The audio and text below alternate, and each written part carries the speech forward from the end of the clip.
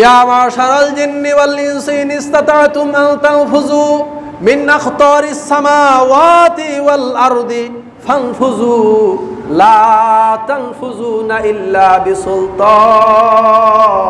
হে জিন এবং ইনসান, তোমার যদি ক্ষমতা থাকে আমার এই আসমান সমূহ এবং আমার এই জমিনের সীমানা পেরিয়ে অন্য কোথাও চলে যাবার, তাহলে তুমি চলে যাও, আমি তোমাকে বাধা দেব না। লা তানফুযুনা ইল্লা বিসুলতান, তবে তুমি আমার সীমানা অতিক্রম করতে পারবে না। কে বলছেন? আল্লাহ বলছেন আমরা তার সীমানা অতিক্রম করতে। তাহলে যেই সীমানা আমরা অতিক্রম করতে পারবো না, সেই সীমানার শেষ কোথায় বলেন তো? কোথায় কোথায়? আজকের বিজ্ঞান পৃথিবীর যেই পরিধি দেয় সেইখানে? এর উত্তর আমি বলি, বিজ্ঞান যতদূর মাপতে পেরেছে আপনাকে বলছে পৃথিবীর পরিধি অতটুকু, যেখানে সে যাইতে পারে নাই ওইখানে গিয়ে তার সীমানা শেষ হয়ে গেছে। এজন্য বিজ্ঞানের কিছু ভুল থিওরি আমরা আমাদের ছাত্র জীবনে পড়ি, আমাদেরকে পড়ায়, এতে আমরা কিছু শিখি। আসলে বিজ্ঞান পৃথিবীর পরিধি যতটুকু মাপতে পেরেছে আপনাকে আমাকে ততটুকু তারা দিয়েছে, আমরা এখন আমাদের সাহিত্য পুস্তকে সেইটা পড়ি। যদি বিজ্ঞানের ভাষায় ধরে নেই পৃথিবীর পরিধি এতটুকু, তাহলে আল্লাহর বলা বক্তব্যটা ঠিক না বেঠিক? আমার কথাটা আপনি বোঝেন নাই? আল্লাহ বলছে, ও দুনিয়ার জিন এবং ইনসান, তোমার যদি ক্ষমতা থাকে আমার আসমান সমূহ এবং আমার জমিনের সীমানা পার হয়ে অন্য কোথাও চলে যাও। কে বলছেন?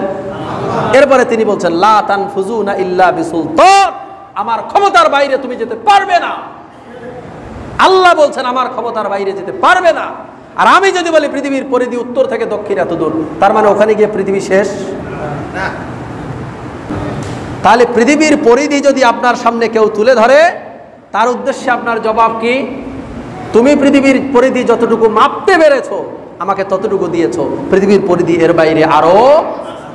তোমার বক্তব্য অনুযায়ী যদি পৃথিবীর পরিধি শেষ হয়ে যায়, তাহলে আল্লাহর বক্তব্য মিথ্যা হয়ে যায়। নাউযু বিল্লাহি মিন যালিক। কোন ঈমানদার, কোন মুমিন এটা বিশ্বাস করতে পারে? কোশ্চিন কালেও পারে?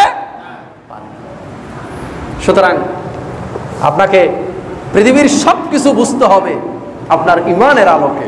দুনিয়ার সব জ্ঞানকে আপনাকে মেপে নিতে হবে, যাচাই করে নিতে হবে কোরআন এবং হাদিসের জ্ঞানের আলোকে। ঠিক কিনা? এই জন্য ডক্টর মোহাম্মদ শহীদুল্লাহ মরহুম মাগফুর তিনি বলেছিলেন, তুমি দুনিয়ার সব জ্ঞান অর্জন করেছো, দুনিয়ার সব জ্ঞানে তুমি পণ্ডিত, কিন্তু একটা জ্ঞান যদি তোমার ভিতরে না থাকে তবে তুমি মূর্খ পণ্ডিত। সেটা কিসের জ্ঞান? কিসের জ্ঞান? আজ মুসলমান সেই জ্ঞানে সবাই পারদর্শী। কি বলেন? কোরআনের গভীরের জ্ঞান তো বহু দূরে, কোরআনটা শুদ্ধ করে পড়ার হিম্মত কয়জনের আছে? কোনোদিন প্রয়োজন মনেও করিনি যে অন্তত কোরআনটাকে শুদ্ধ করে আমার আল্লাহ আমাকে কি বলেছে, আমার আল্লাহর বলা কথাগুলো একটু আমার জবান দিয়ে আমি একটু উপলব্ধি করি, এটা জীবনে কোনোদিন মনে করিনি। দুনিয়ার পিছনে বহু আপনি ছুটেছেন, ছেলে মেয়ে সন্তানাদের পিছনে অনেক ছুটেছেন, কিন্তু কি হয়েছে দেখুন। ওই মাইলস্টোনের পিতামাতা প্রত্যেক দিন সন্তানকে নিতে যেত, আর একবার স্কুলে রেখে যেত, আর একবার স্কুল থেকে নিয়ে যেত। একটা সন্তানের পিছনে একজন মা একজন বাবা দৈনিক দুইবার রুটিন করে দায়িত্ব পালন করতো না?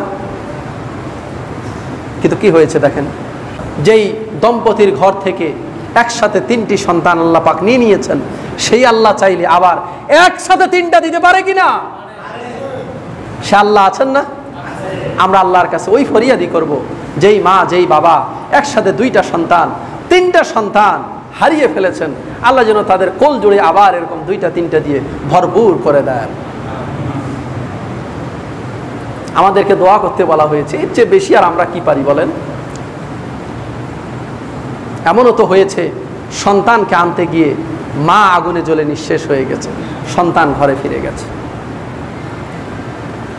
এই সন্তানের জীবনটা কি কাটবে, কিভাবে কাটবে? আমরা আল্লাহর কাছে দোয়া করবো, আল্লাহ যেন তাদেরকে সেই মা হারা বাবা হারা সেই শোক আল্লাহ যেন তাদেরকে কাটিয়ে ওঠার তৌফিক দান করুন। মায়ের শূন্যতা পূরণ হয় এমন একজন মহিয়সী যেন তাদেরকে আল্লাহ পাক পুনরায় এমন একজনের কাছে আল্লাহ যেন তাদেরকে পৌঁছিয়ে দেয়। আমরা আল্লাহর কাছে সেই দোয়া কামনা করব।